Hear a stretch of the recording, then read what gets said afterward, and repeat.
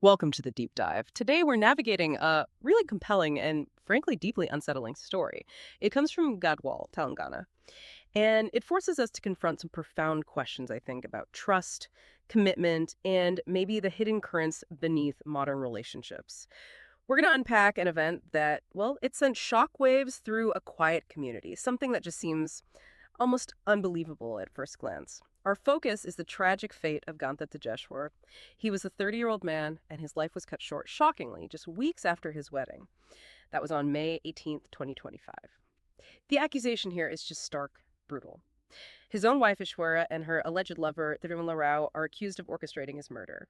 And this isn't just about one terrible incident. It feels like a window into a much more complex web of deceit. So our mission in this deep dive is to trace the intricate details of this betrayal, understand how the investigation unfolded so quickly, and then connect it to something maybe even more disturbing, a pattern that seems to be emerging across the country, challenging how we think about marriage today. Yeah, what's truly unsettling, I think, is how this goes beyond just a single crime. It sort of peels back a layer on some really complex societal shifts, and it reveals a profoundly dark side of human connections that, frankly, many people would probably rather not acknowledge. And as we get deeper into it, you'll see this fascinating, though, yeah, chilling aspect. The role technology played is kind of a double-edged sword here. It was meticulously used by the perpetrators to plan and execute this horrific crime. But then, almost poetically, it became the critical tool that let law enforcement piece everything together so fast and apprehend the suspects. It definitely raises some crucial questions about how we approach big life commitments like marriage in our, increasingly digital world, and the unexpected risks some people are, well, becoming very aware of. Okay, let's try and unpack the story right from the beginning. Ganta Tejeshwar. He grew up in Gadwal, seemed like a loving family. His parents, Jaramulu, who's a 63-year-old retired land surveyor, and Shakuntala, 56. He also had a twin brother, the Jabardhan, and they were apparently overjoyed about his marriage plans, full of anticipation. His engagement was back on December 26, 2024, a happy time, everyone thought.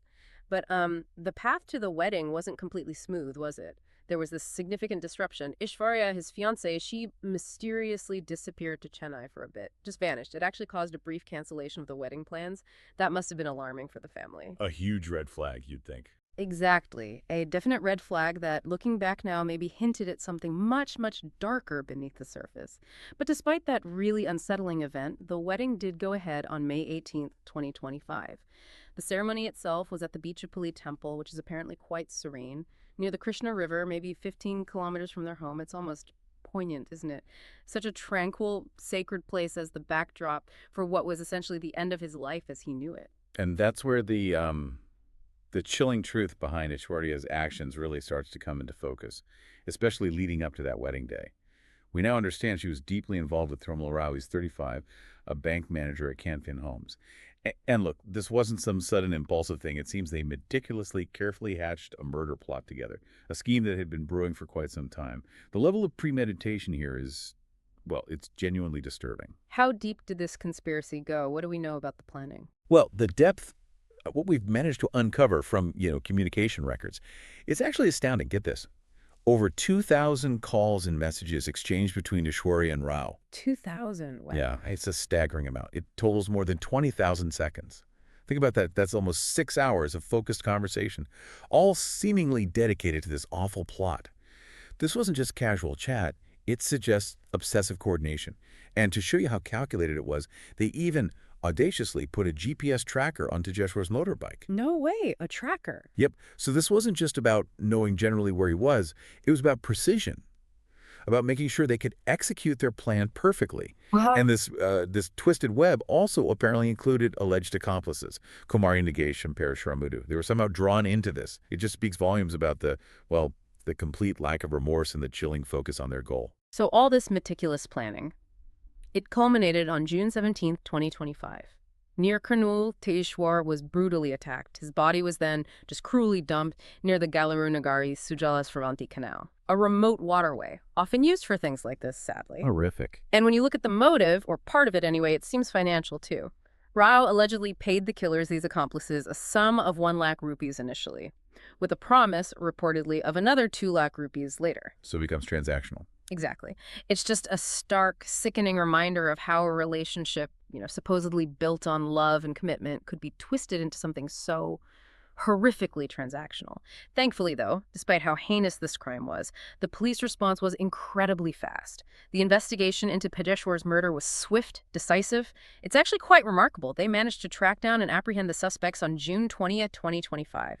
That's just 3 days after the murder itself. 3 days. Yep. That's incredibly quick. It really is. The arrests happened at the Pularu checkpoint, which suggests, careful surveillance and rapid action. It really says a lot about the police work here. And the evidence they gathered must have been compelling to move that fast. Absolutely. Overwhelming, it seems. They painted a very vivid, undeniable picture.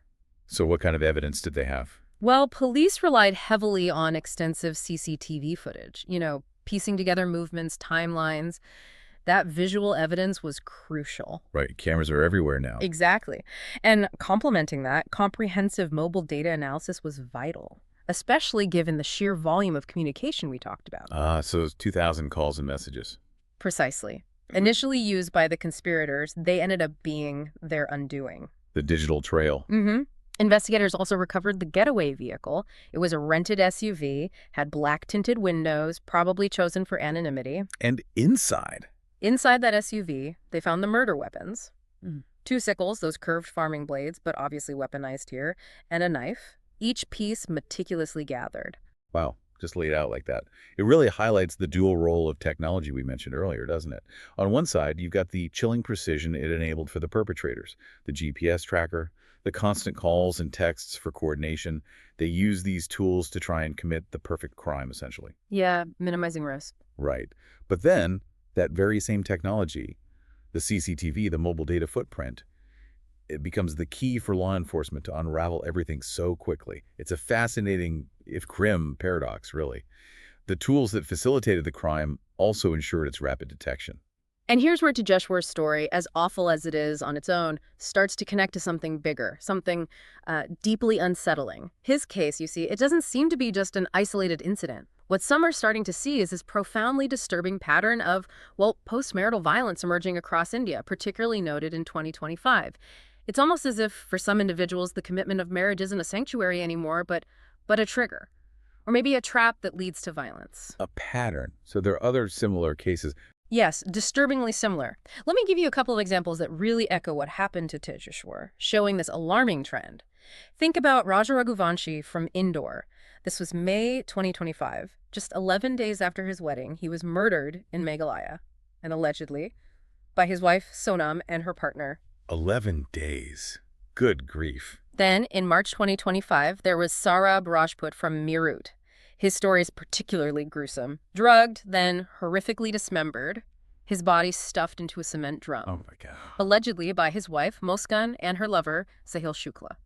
And just to underscore this isn't isolated, also, in March 2025, Dilip Yadav, 25 years old, from Araya, stabbed 2 weeks after his wedding by his wife, Pragati, and her lover. 2 weeks, 11 days, just weeks after the wedding. Oh. The timing is horrifyingly consistent. Exactly. These aren't just random acts. The timing, the involvement of the spouse and a lover, it's a pattern that seems undeniable, and it really forces you to question what's going on in these relationships right from the very start. It's truly fascinating in a very somber way how these incidents, seemingly separate, happening in different places, they seem to converge into this clear and yet deeply concerning trend. It makes you ask, doesn't it? What is going on in society or with individual motivations when the very thing meant to build stability marriage becomes a catalyst for such extreme violence so soon after it begins? Right. Are these just, isolated psychopaths?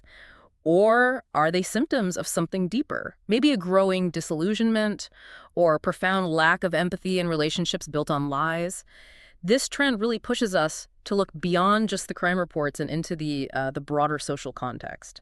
And we're seeing a tangible reaction in society, aren't we, to this unsettling, frankly terrifying trend. There's been a dramatic surge in people seeking premarital background checks. Ah, okay. People getting wary. Very wary. The stats are quite telling. We're talking a 30 to 40% increase in requests for these checks over the last 5 years, but with a really noticeable spike, maybe 10 to 15%, just in 2025 alone. Wow, so it's accelerating.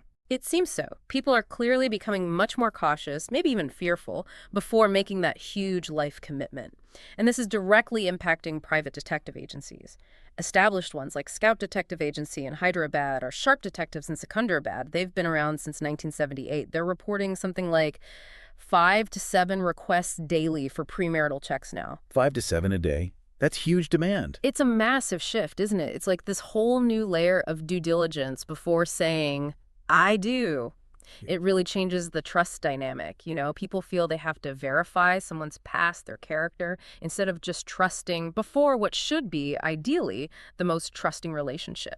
It suggests a real erosion of baseline trust, perhaps, moving towards a kind of almost corporate level vetting for personal relationships. Exactly. And if we connect this broader trend to maybe some psychological or sociological insights, what experts saying? Well, it's not just statistics. We're hearing from experts and even, regular people affected by this growing wariness.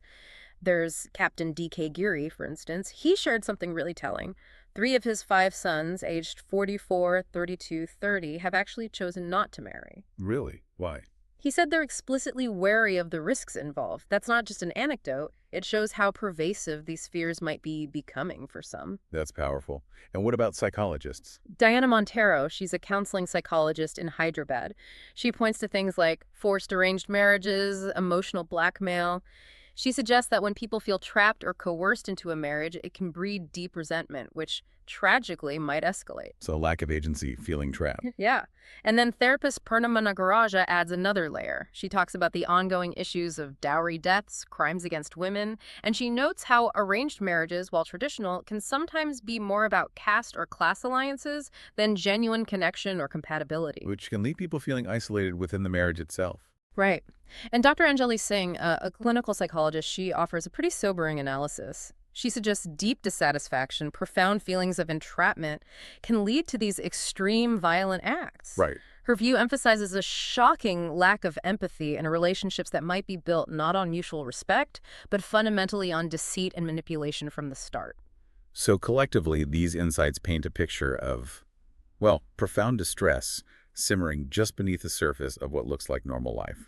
So what does this all mean for us, really? The story of Ganta Tejeshwar and these other harrowing cases we've touched on, they serve as the stark, undeniable reminder about how critical trust is, how non-negotiable it has to be in a relationship. It forces us, I think, to peel back the layers on the complex, often messy reality of modern marriage, and to confront the surprising, deeply disturbing ways deceit can actually manifest. It's a powerful call to look beyond just the surface, isn't it? Absolutely. And it leaves us and you listening with a truly thought-provoking question, I think. In this era where information is everywhere, where our connections are maybe more complex than ever, and where, as we've seen, the foundations of trust in intimate relationships seem to be under real strain, how do we as individuals, as a society, how do we actually foster and safeguard and maybe even discern authentic connection? What more might society need to do beyond just background checks in how we approach commitment and partnership to try and prevent these tragic betrayals from happening again and again?